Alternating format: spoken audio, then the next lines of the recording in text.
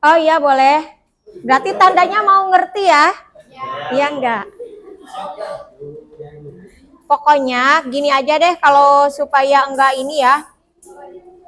Perjanjian tanda itu kalau dalam cermin ya, kalau untuk benda, kalau dia bendanya di depan positif. Dalam cermin pasti bendanya selalu positif karena harus ada di depan. Untuk cermin ya. Nah, bayangannya pasti untuk cermin, kalau cermin datar nih pasti selalu negatif. Karena untuk cermin datar itu pasti bayangannya ada di belakang. Ya, karena bayangan itu terbentuk dari perpanjangan sinar pantul. Jadi sinar pantulnya ada di depan, bayangannya ada di belakang. Jadi si bayangannya itu berada di arah yang berbeda dengan sinar pantulnya. Paham nggak? Ya, untuk cermin datar. Nah, kalau untuk cermin cekung atau cembung, bayangan bisa positif, bisa negatif. Positif kalau dia ada di depan. Karena kan memang sinar pantul ke depan mantul. Negatif kalau ada di belakang karena dia berada di arah yang berbeda dengan sinar pantulnya. Paham nggak? Negatif. Paham nggak? Hai, paham. Bener ya. Kalau nggak paham nanti lihat lagi rekamannya. Tapi jangan ngandelin karena nanti ada rekaman nggak apa-apa lah, nanti aja di ini lagi ya kan. Jangan gitu, harus paham sekarang. Pokoknya kalau untuk cermin gitu. Bayangan dia negatif kalau di belakang, positif kalau di depan. Benda positif kalau di depan. Ya, Kak, selalu positif kalau di cermin.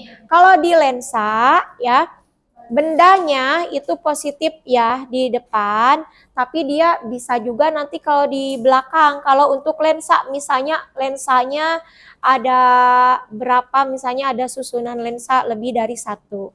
Nah, kalau untuk lensa beda nih, bayangannya positif kalau di belakang, karena sinarnya outgoingnya di belakang, perginya, karena dia sinarnya itu diteruskan tapi belok. Ya, untuk lensa. Nah, kalau bayangannya ada di depan, kalau untuk lensa justru dia negatif. Karena sinar perginya ada di belakang.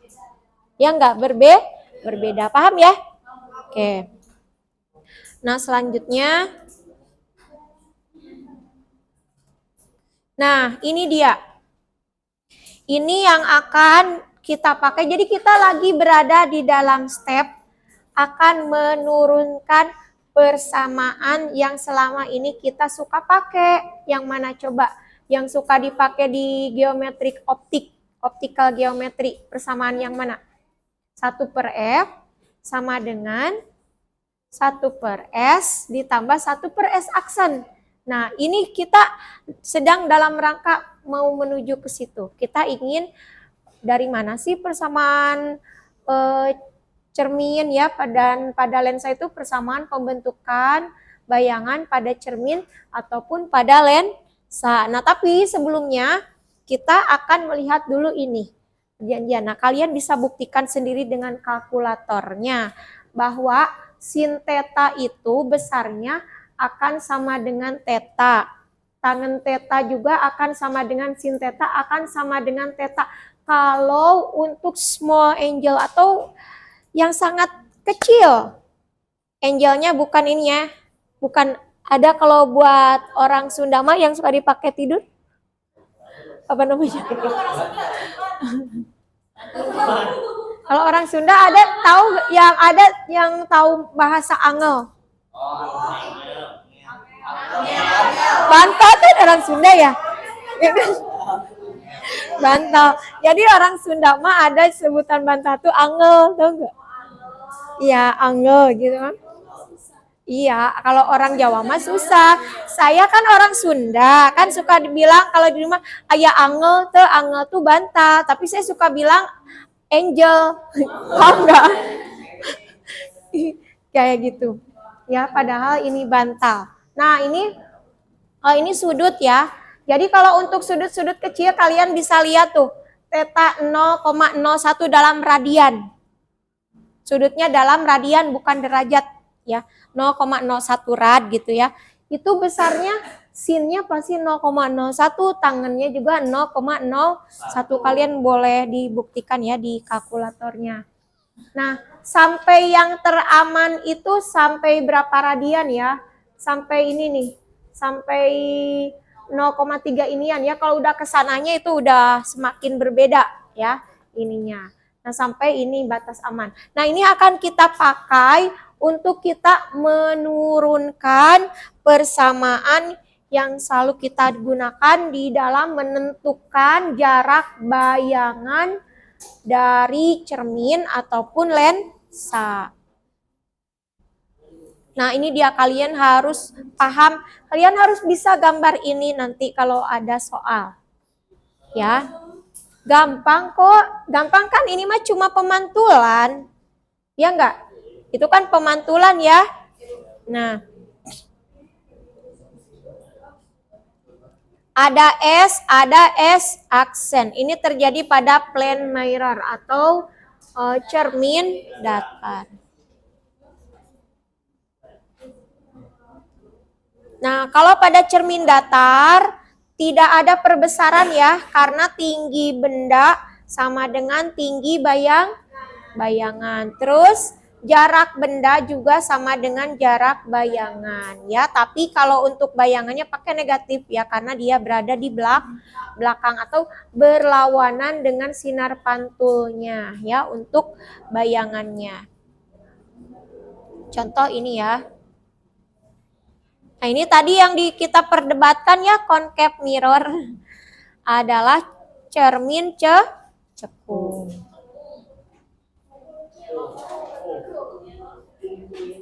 Concave. Kita lihat. Nah. Kita lihat ya. Ini perjanjian tanda lagi ya. Ketika, tolong perhatikan, ketika pusat dari kurvatur ya, kurvatur itu artinya bagian dari cerminnya ya, ketika senternya C, yaitu C itu pusat ya. Kadang ada yang melambangkannya dengan M atau 2 kali bukan M tapi R ya. C itu artinya pusat yang jaraknya adalah R atau sama dengan jari-jari kelengkungan ya. Nah, ketika si jari-jarinya atau senternya itu ya berada pada sisi yang sama dengan arah sinar pantul, maka dia positif ya. Jadi untuk ini, untuk lensa cekung, R-nya itu adalah positif. Ya, R-nya untuk lensa cekung karena dia searah dengan arah sinar pantul. Ada di sisi atau ada di sisi tempat sinar pantulnya. Sementara kalau untuk lensa cermin cembung, ya, untuk cermin cembung kalian lihat R-nya atau pusatnya itu ada di belakang. Ya, sementara sinar memantulnya ada di depan. Jadi untuk cermin cembung R-nya tandanya negatif karena dia di belakang. Nah, kita sampai ke sini. Membuktikan persamaan ini ya. Pelan-pelan aja. Nah, ini adalah concave mirror ya, atau cermin cekung. Nah, kalian perhatikan.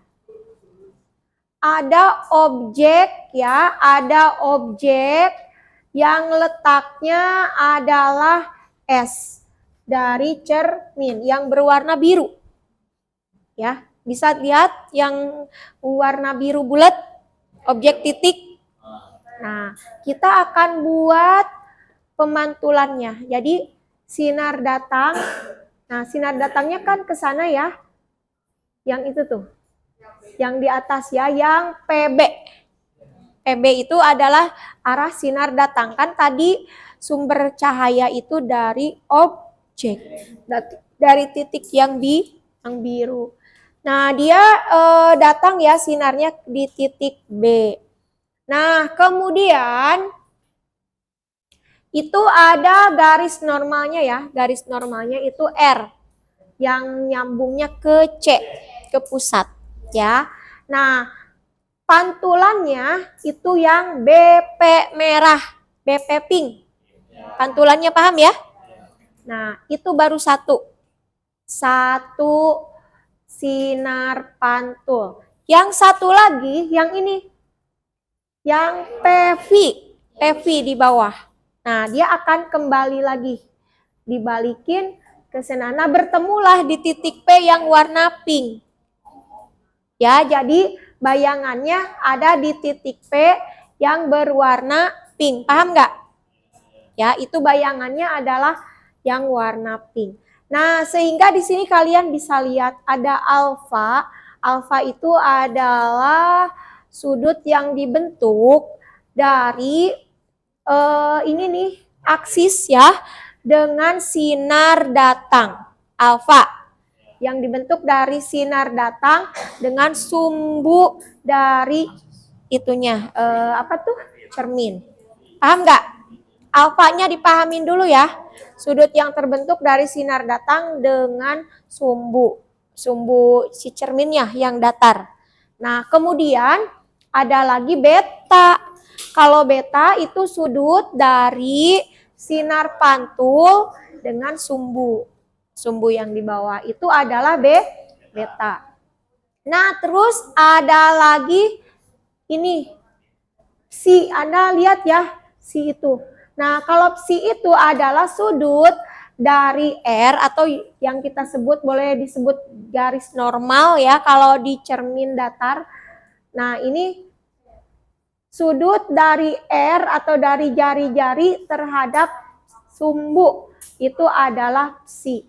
Nah, kalian bisa buktikan ya bahwa psi itu yang ini, yang tengah. Yang sudut antara R dengan itu. Nggak ada ini ya penggaris panjang buat saya. Atau di sini ya, kelihatan nggak? Kalau saya ini kan di sini. Nah, kalian lihat ya.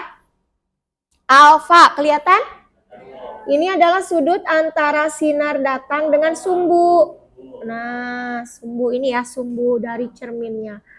Kemudian ada beta. Kalau beta ini adalah dari sinar pantul dengan sumbu ini cerminnya. Paham ya? Ada lagi psi. Kalau psi ini adalah sudut dari jari-jari. Ini nih jari-jari ini. Kalau di cermin datar mah kayak garis normalnya. Yang jari-jari ini terhadap pusat ini. Jadi ini. Nah, yang terbentuk dari garis normal dengan sumbu itu adalah psi. Ada lagi teta. Kalau teta itu adalah sudut datang. Teta satu lagi sudut pantul. Nah, kalau pada cermin itu sudut datang sama dengan sudut pantul. Selalu kayak gitu ya kalau di dalam cermin. Nah, sekarang kita lihat psi ini nih ya sama dengan alfa ditambah psi. Benar gak? Ini yang ya teta, sorry. Psi itu adalah alfa ditambah dengan teta. Benar gak? Ya. Psi ini adalah sama dengan alfa ditambah dengan teta. Kalian ingat-ingat lagi yang aturan segitiga. Kemudian beta. Kalau beta ini adalah psi ditambah teta. Clear ya sampai situ? Nah, dari dua persamaan ini maka kita bisa buat bahwa teta itu sama dengan beta dikurang psi. Paham nggak? Dari sini. Sini ya kalau saya turunin.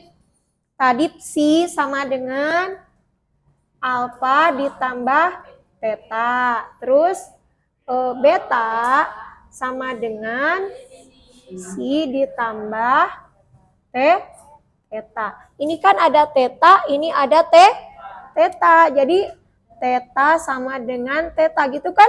Atau boleh disubstitusi. Ya, ini kita ganti dengan alfa plus theta. Atau tetanya yang dihilangin ya. Jadi ini theta sama dengan si dikurang alfa. Kita substitusikan ke sini. Jadi beta sama dengan si ditambah theta. Benar gak sih? Beta sama dengan si ditambah dikurang. Gitu kan? Oh iya, gini ya.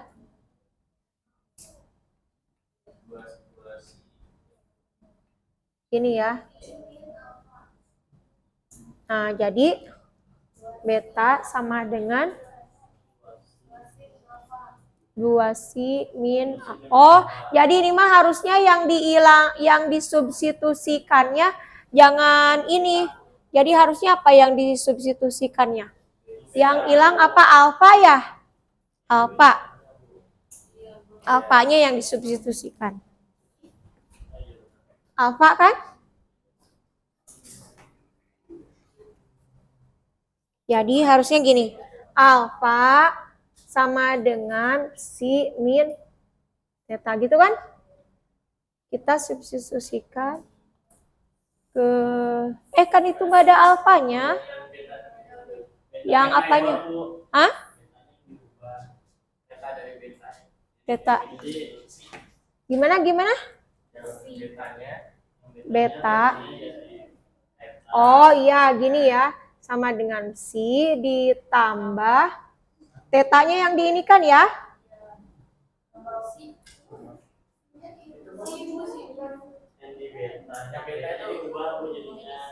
Yang ini. Ini kan beta.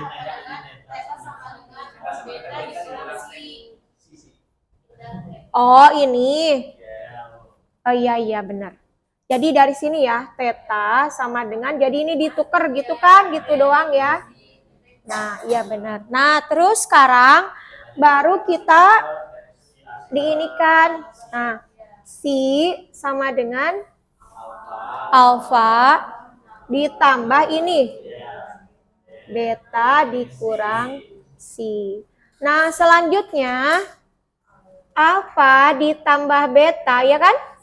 Sama dengan 2si. Nah, itu dibungkus dulu. Kita lihat lagi kelanjutannya. Oh iya ya udah tuh kalau gitu mah. Adain lagi ya. Nah, terus kalian nanti lihat ya, alfa ini lihat di inian segitiga. Alfa itu sama dengan H per S. Jadi kalian lihat sin. Sin alfa sama dengan H per S. Ya. Kemudian tangen beta, tangen alfa sama dengan H per S. Tangen beta sama dengan H per S aksen. Nanti ya dilanjutin lagi ya. Sehingga didapatlah ini. Nah, jadi dapatlah persamaan ini. Nanti dilihat aja lah ya. Ini intinya kita lihat bagaimana persamaan 1 per F sama dengan 1 per S ditambah 1 per S aksen. Ya, kita lanjut nanti ya. Ada kuliah lagi yang lain ya? Oke, maaf ya jadi telat